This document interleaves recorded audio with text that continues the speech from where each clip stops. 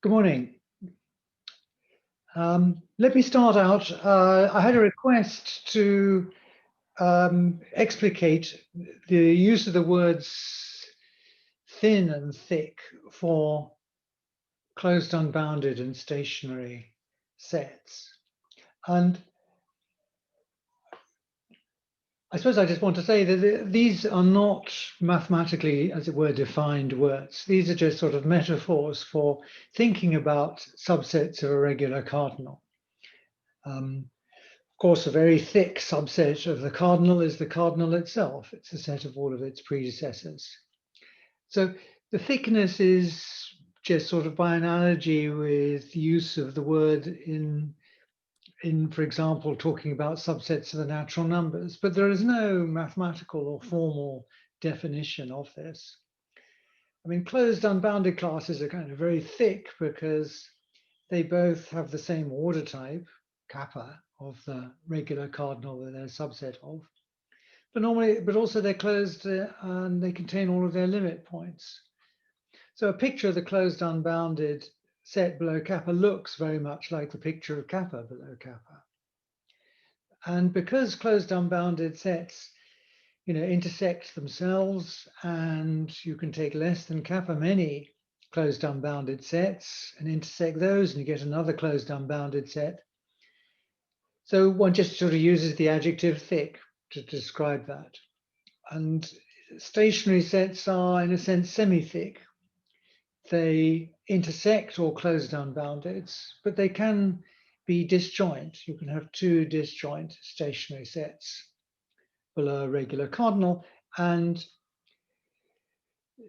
yeah, but on the other hand, they do intersect every closed unbounded cardinal. So they're kind of semi-thick.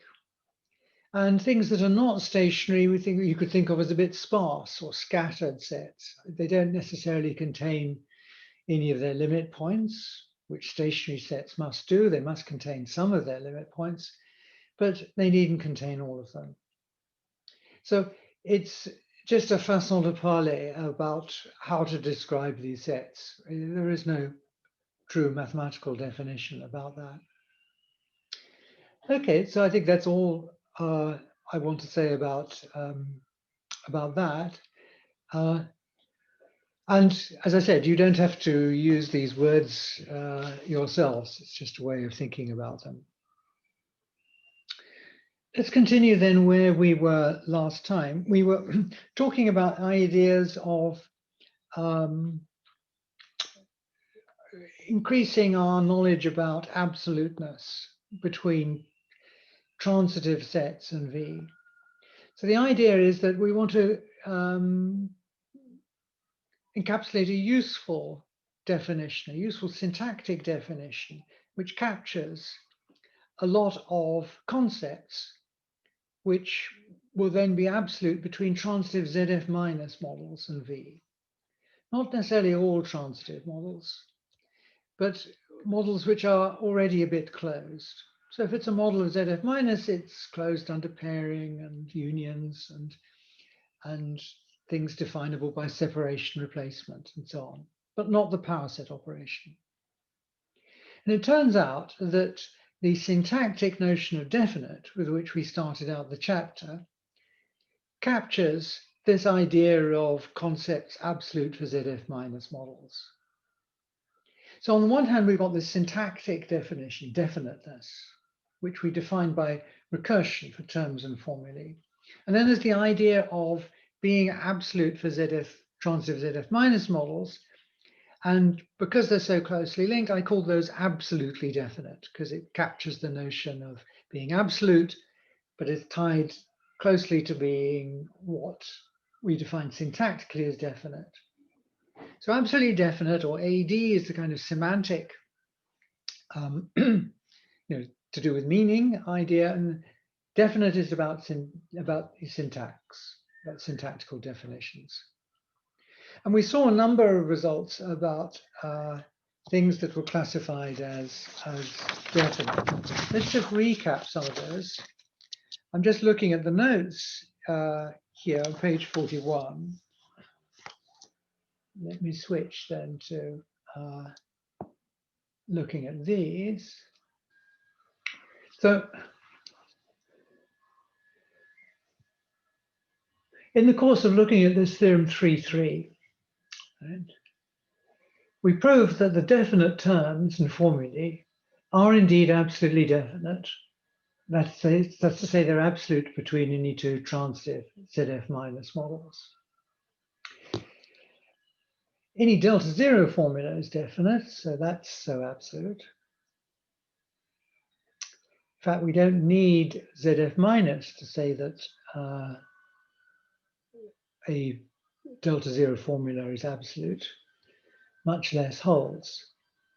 So when we were doing that proof, we looked at some of the things that constituted the definition of definiteness. For example, if S and T were definite, so was the union supposed to be definite, and the pair set. And the difference of two definite terms is definite. And we showed that the concept of being the empty set or transitive or limit ordinal and so forth, these were all definite concepts. So we'll take that away from that proof there. And I finish by thinking about how we could reason that a function defined from a term would give us as a kind of recursion scheme, would give us a definite function. So I finished off by saying, well, if I know that T is a definite term here, and I can use a recursion scheme, which I'm allowed to do by the last clause of definiteness. So I can define f of y if I know the f of z's for z's that are epsilon in y. So it's an epsilon recursion scheme for definite terms.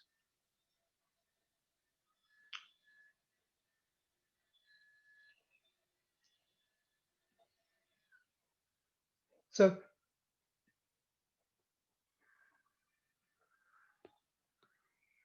we can look at how to think about variants of that recursion scheme.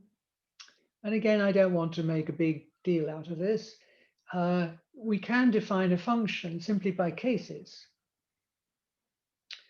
So I may have terms T1 up to Tn, which are all definite. And I just appeal to T1 to define my f if a certain condition psi1 holds. And likewise, Tn if psi-n holds. So the idea, of course, we want something sensible. Here, we don't want these to clash. So if psi2 holds, I don't want psi23 to hold as well. So we say that these are mutually exclusive conditions.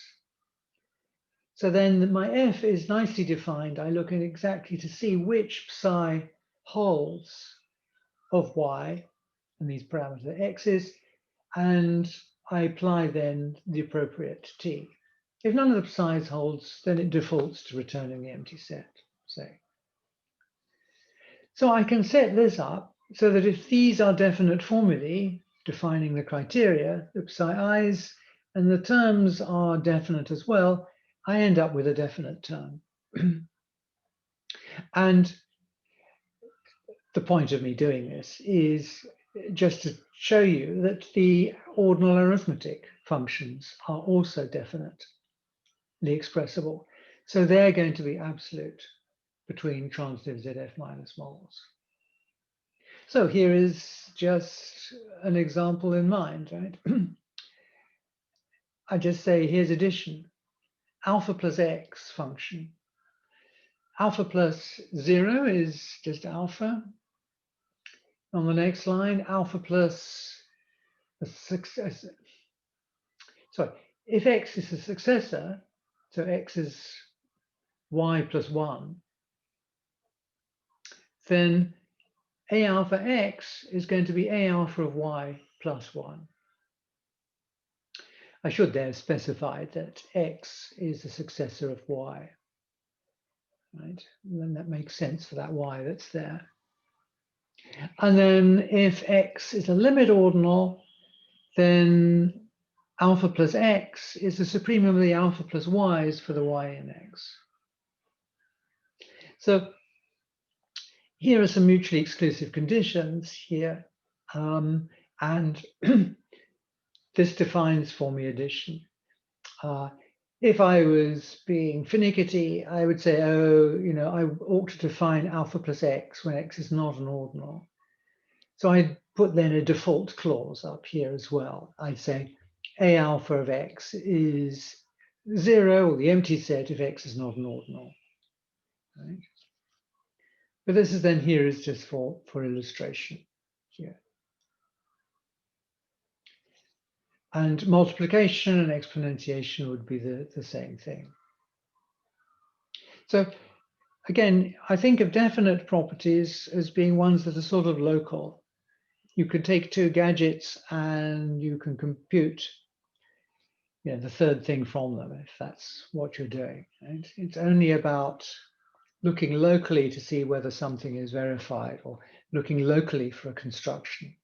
I'm not looking through the whole universe for the nuts and bolts in my mechanism I'm trying to create. Okay. So I'll continue looking at the notes here, rather than writing lots of stuff up. So there's a note at the top of page 43 is saying, well, there are certain things which really won't be definite. And I mentioned before about the non-absoluteness of things like countability and the power set operation. So these are noted again here. The concept of being a power set of x is not definite. I might have a transitive ZF minus model W. X could be a member of W, but there's absolutely no reason why the power set of x should be there in W. Right? Not just a true power set of x, but anything that W thinks is the power set of x, because W is only a ZF minus model. It doesn't have to think that every set has a power set. And even if it did think a set had a power set, it wouldn't necessarily be the true one. So being the power set is not definite. And likewise, being countable, I can't express that by a definite formula either. Because if that was, it would be absolute between transitive ZF minus models. And we saw that that wasn't the case. A model might simply not have enough onto functions to see that although x is countable in V, it's countable inside that model. So there's no way I can write down a formula that will express countability or being the power set in a definite way. The syntax just won't reach to it. So the next lemma has lots of info in it, and it just builds up a library of things that are definite. And so let's just see what it says. Right? By definition, big union of x is a definite operation, a definite term. So the first thing there just says, well, apply big union n times for some finite n. That's also going to be definite. So it's just a repeated application of a definite operation. And that would go for 2 as well. A definite operation is to take two objects x1, x2 and form the pair set. This is do it n minus 1 times and you can form an unordered n-tuple here, x1 up to xn. Ordered pair, right? Well, ordered pair, as we pop down to 3 here, there's the definition of ordered pair. I can build that up in a definite way. It's the unordered pair of x with itself, together with the unordered pair of x with y, and the unordered pair of those two things. So I can just combine some definite operations, and I get that ordered pair xy is definite. And again, if I've got ordered pairs being definite, I can repeat that and get ordered n-tuples. I can get Cartesian products there at 5. Cartesian product of x cross y is, and now I'm using the, inside here, I'm using the replacement, definite replacement that I have in clause 4 of the definition. I'm saying for each z in y, I'll look at this x cross singleton z, right, here. And I'll take the big union of that, and that turns out to be x cross y. Well, I still haven't defined this cross properly yet. So actually, if you analyze what this is, x cross singleton z, it's the set of ordered pairs wz, where w comes from x and z comes from singleton z, of course. So here I am inside that use of definite replacement. I've got another use of definite replacement. I've taken all the w's in x and paired them off with z. I do that for all of the z's in y. I put all of those together, which is what the big union does, and I get x cross y. So by a little bit of fiddling around with definite operations, I can say that x cross y is a definite operation on x and y. So again, by what we've shown then, just to pause, this means that if I've got a transitive ZF minus model and I've got two sets x and y, then the Cartesian product, the true Cartesian product, is there inside W. Now, I won't go through all of the rest of these. What we see here is for Z, I can look at the domain of a relation R. I can look at the range of some Z. I can look at the action of Z on some set X. And here are the justifications on the right-hand side. Right? And you can see that they are of the same form as what I've been talking about. Right? The uses of this definite replacement and separation here. And it's a little bit, fussy, a little bit fiddly, but I can express all of these things here using, and then you can see I'm using bounded quantification and terms which are definite there. X is a subset of y, right? So again, I express this in a delta zero way. And that's fine because I know that delta zero formulae are all AD. And here we have things expressed using subset, right? Being transitive, being a relation, being a function. Being a function and the result of applying it to x is y, right? And what is 16? 15, here we are. X is unbounded in beta, right? You can express that by a delta zero formula, and you should try these as an exercise. See how you would write x is unbounded in beta just using delta zero formulae. And similarly, if z is a cofinal function from alpha to beta. So this would be a formula involving z and alpha and beta, and you just have to write down using bounded quantifiers that it's unbounded.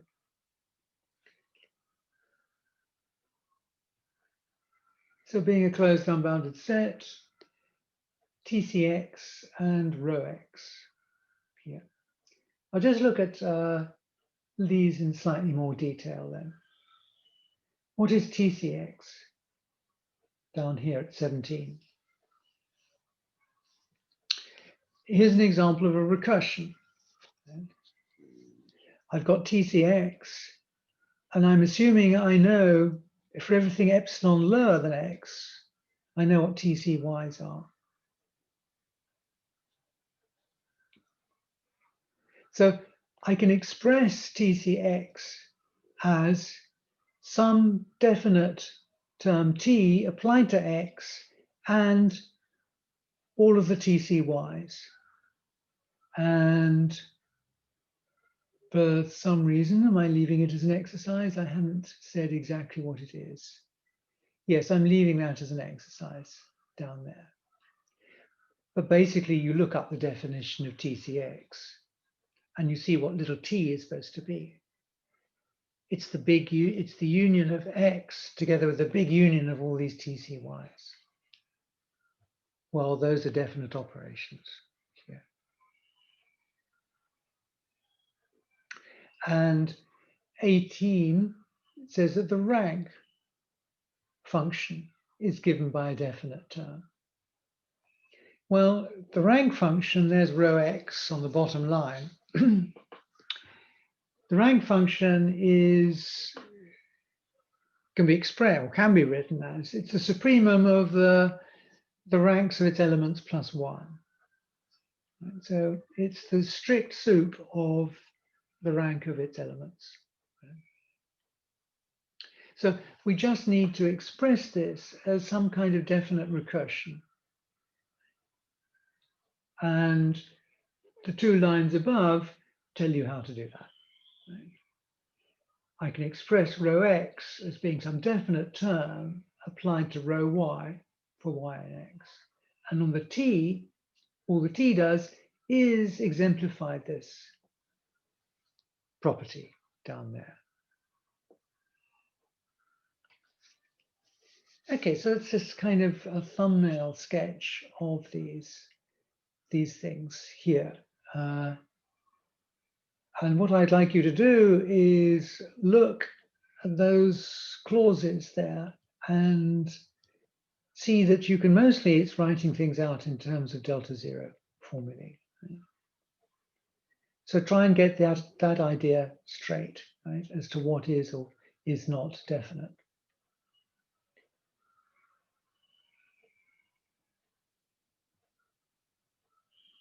Okay.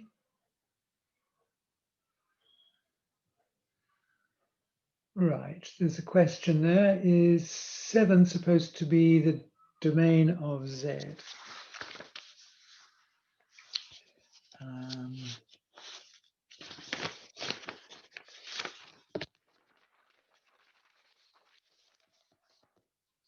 Let's have a look. Yes, it is.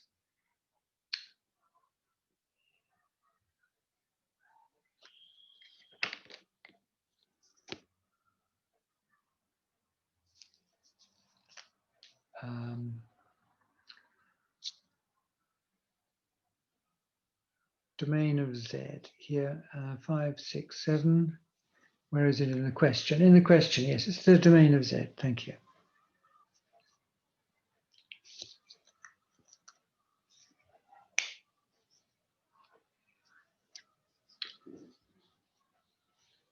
Okay.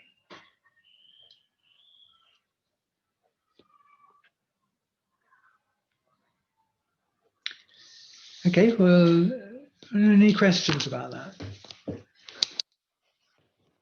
So it'll take a bit of work to read through this.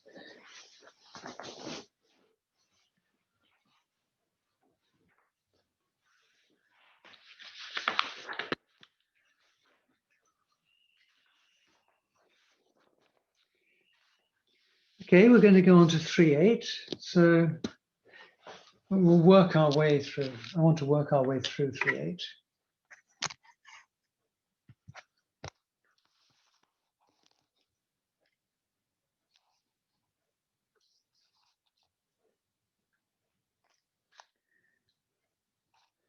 So finally, some more things that we want to be definite here.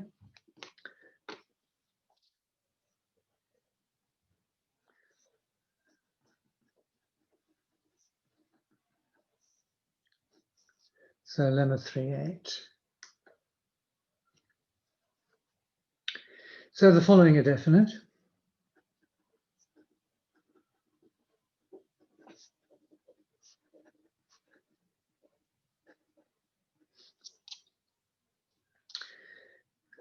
Nx, this is the set of functions from n into x. So f is a function. It's domain is n,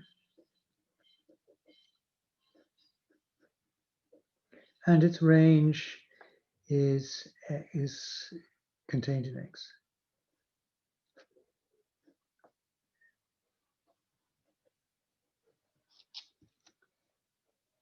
So I could think of such a function as giving me a sequence of length n, f0, f1, f2, f3, up to fn minus 1. So I often think of these as being sequences.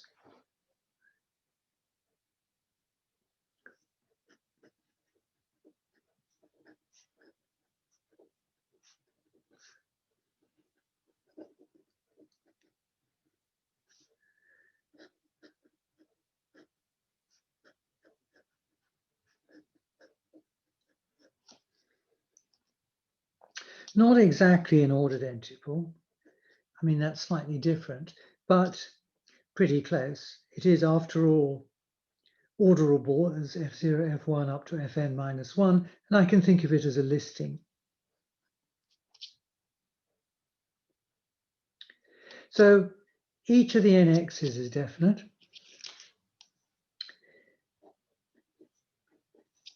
Less than omega x.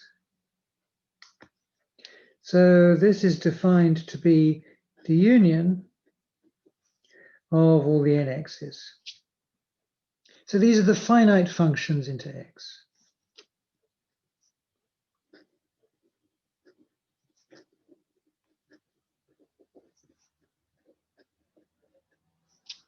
Things with a finite domain there.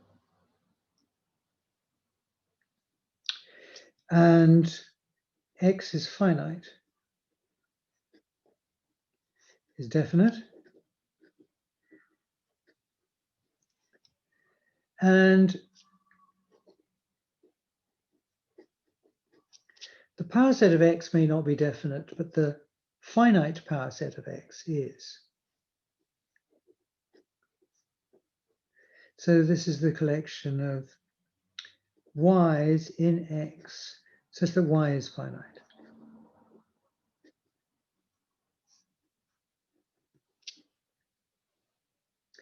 So this is also definite.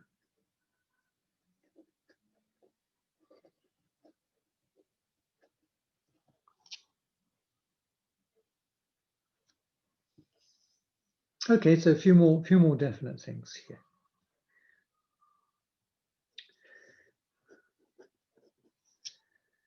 So let's see why. So we define by induction on n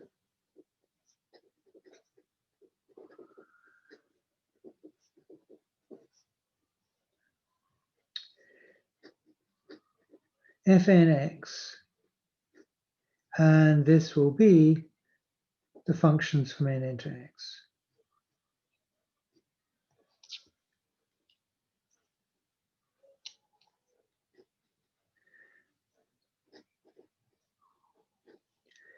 So this will be a definite recursion scheme. f0 of x, this is the set of functions from 0 into x. So a function in here has domain the empty set. So actually, there aren't any functions in here. Right?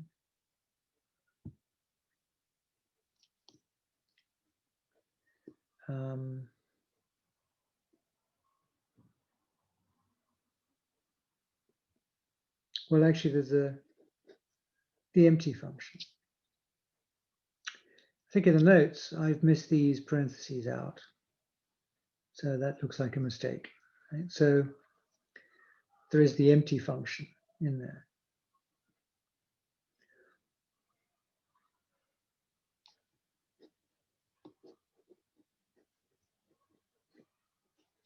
I assume I've got the functions from n into x defined, and I'll do it for fn plus 1. So what I'm defining is this. What I'll do is I'll take all of the functions that are from n into x, and I'll just add on one more ordered pair. So it's f together with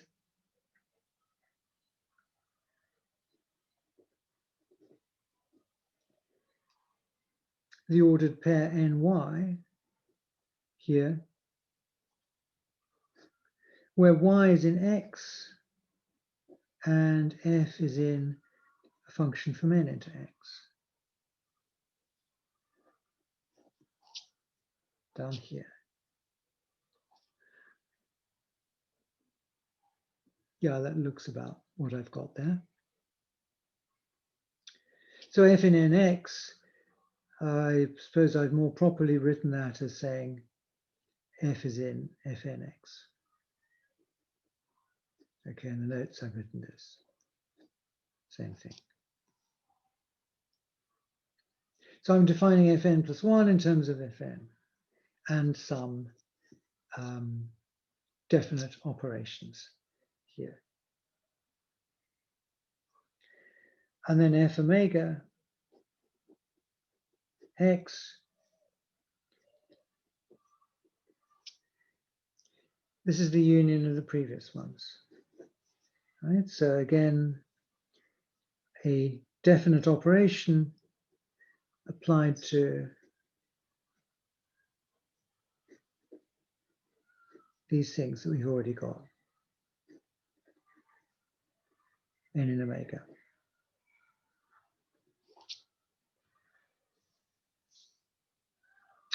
So this is a definite recursion scheme.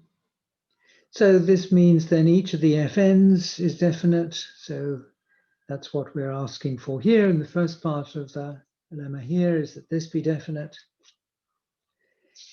F omega of x delivers this. So this then is definite for us.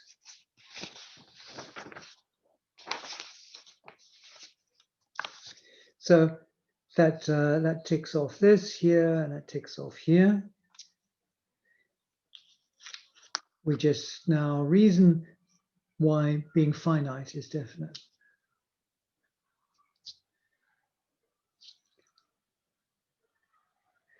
So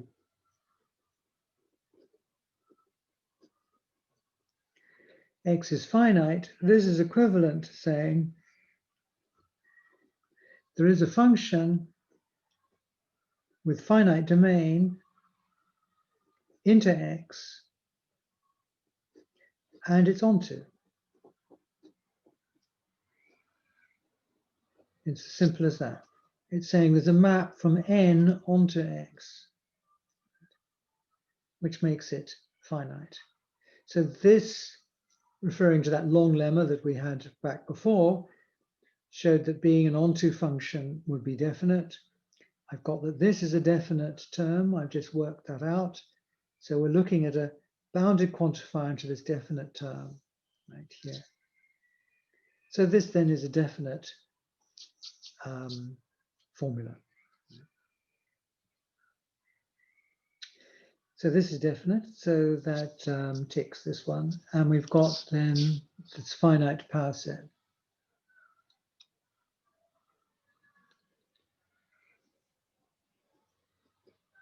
So the collection of things in Z, so Z is finite.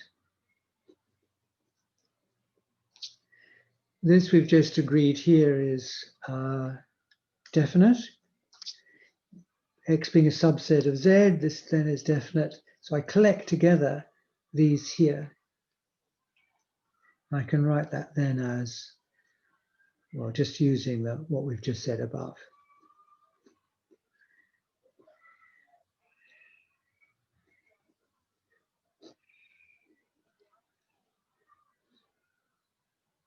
X is the range of F.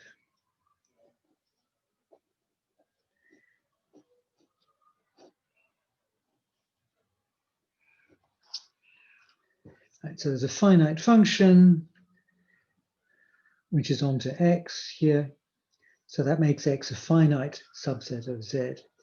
And this is what I want to call the collection of finite subsets of Z. It's down here. So I can express this in definite terms here.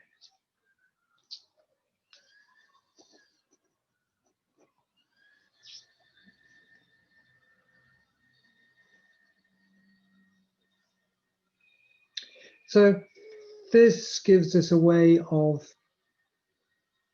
thinking about finite functions as being definite and finite subsets as being definite. And we'll use this when we come to talk about coding our language up using sets, using Gödel codes. But there is a little more to do before that. You might have the impression that only very simple concepts are going to be definite, and that's quite a fair impression to have. Right? And you might think that only delta zero expressible concepts and so on are expressed in such a delta in a definite way. But lemma 3.9 actually shows that that's not the case. Actually, quite complicated things can be absolutely definite without being definite.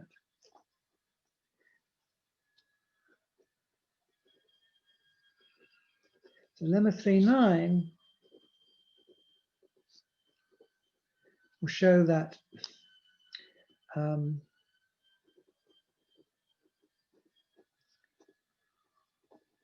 concept being absolutely definite does not imply, sorry,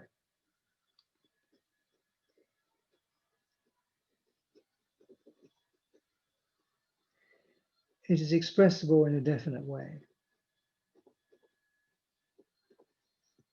So the implication only goes in one direction. If something is expressible in a definite fashion, then it's absolutely definite. But it doesn't go the other way around. Right? There's some things, so being definite doesn't completely capture the idea of being absolute for transitive ZF minus models. Right? Here.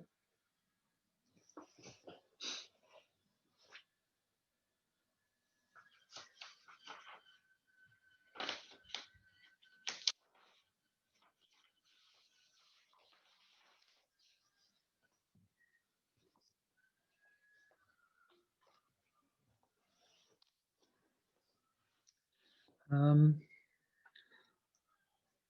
think I'll leave that for, shall I do that? Yeah, 10 minutes. Yes, I think I'll do that. I'll do 3.9 now.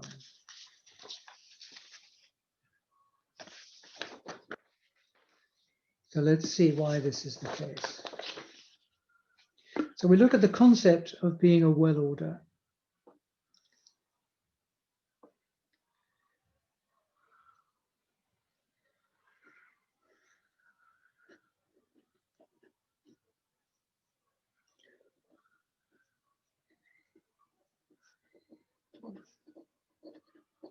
Z is a well order of Y.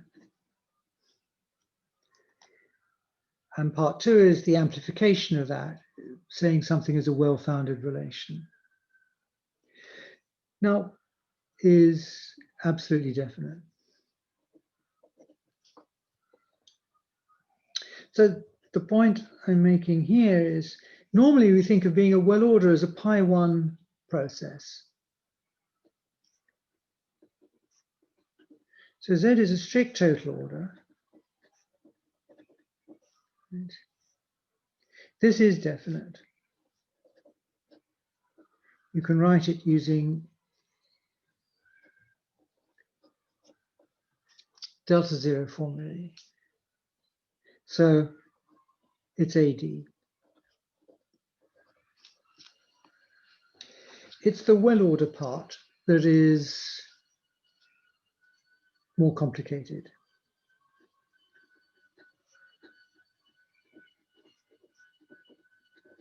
It makes it pi1. We need to know that for all x contained in y, if x is non-empty, then y has a z least element. Sorry, X has an order, a Z least element.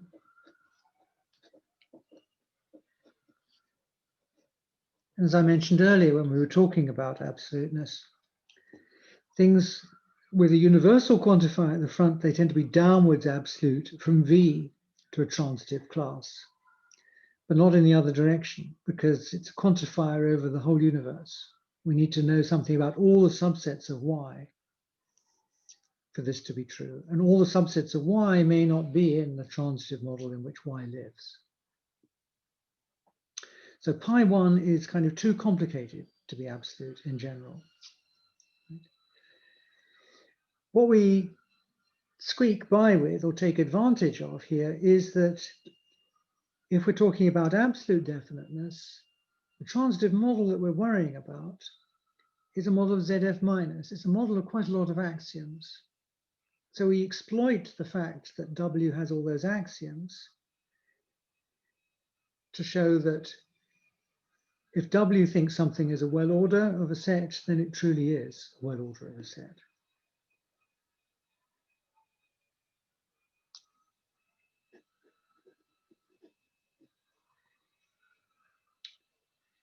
So let's suppose I've got Z and Y in W, where W is transitive and all the axioms of ZF minus power set hold in W. Right, so I've got my V, sitting inside is my W. So, and W thinks, right, that Z well orders Y.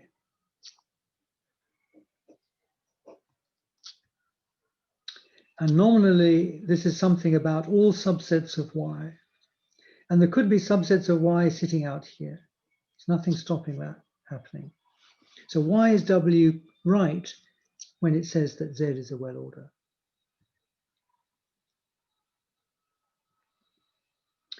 So we use the fact that well orders are isomorphic to ordinals.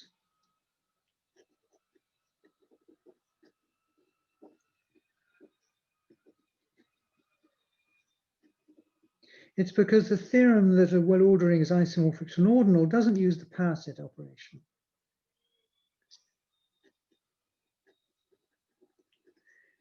Because any well order is isomorphic to an ordinal.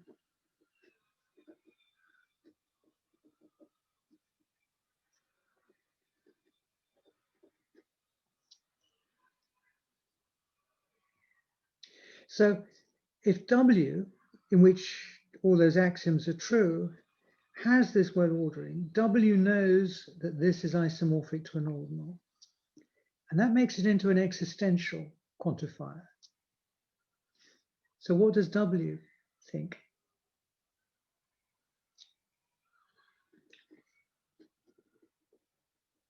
So the sum alpha, which is an ordinal in W,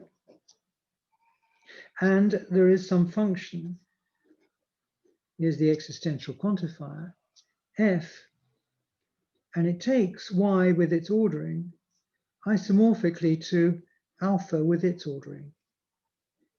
So this is an isomorphism here. So all of this here holds in W.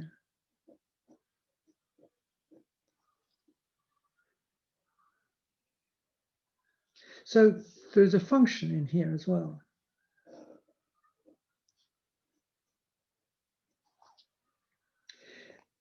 Being a function, being one-to-one, being onto, having domain Y, having range alpha, all of these things are definite properties.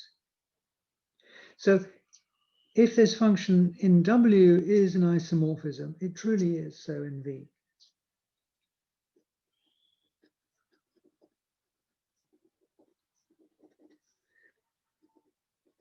But these are all AD, or when I say these, what do I mean? Okay, but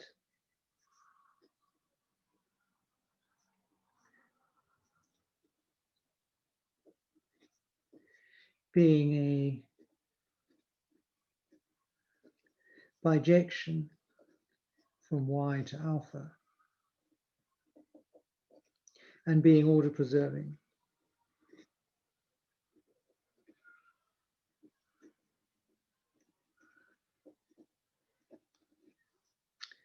Right.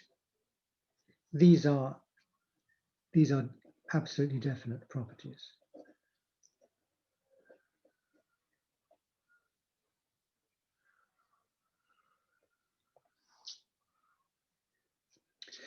Hence,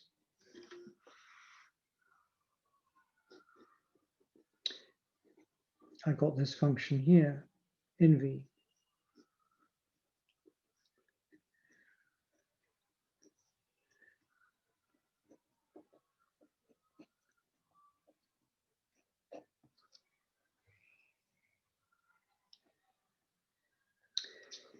But then that means this is truly a well order.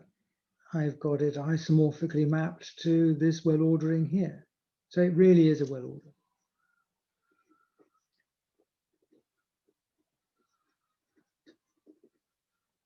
So this is truly a well order in V.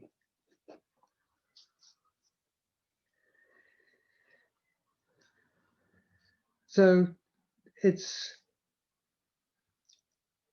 we've shown that it's upwards absolute. We've shown that well orders in W truly are well orders in V.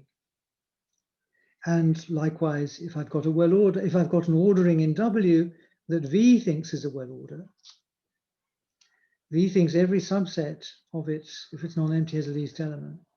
Well, that includes all the subsets that are in W. So it's downwards absolute as well.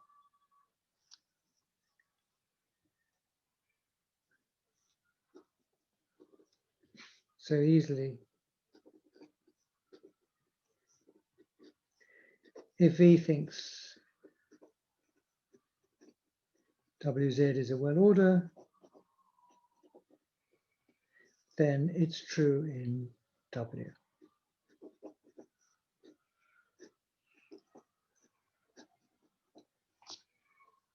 So being a well order is upwards absolute. So being a well order is AD. So this finishes the lemma.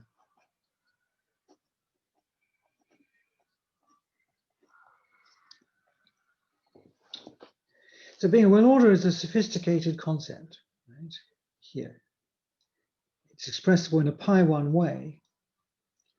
But because W is supposed to be a model of a lot of axioms, we can exploit that. We can exploit the fact that the axioms can convert this pi1 property into a sigma1 property about an ordinal. Okay? So sigma1 is upwards persistent, upwards absolute. So that's how we get it. So this serves then as a warning, right? Not to identify absolute definite properties with being syntactically describable by definite formulae. Absolutely definite is more than that. But being definite, expressible by a definite formula or term captures almost everything that we want. In particular, these things that we should be using later for our coding purposes, these finite lists here and finite power set. Okay, fine. Sorry, that was quite a lot today, quite a lot to look at. So next time we'll look at 311, the non-finite axiomatizability of ZF, and then we'll move on to formalizing syntax so that we can do within set theory, model theory and semantics. Okay, fine. I'll see you next time.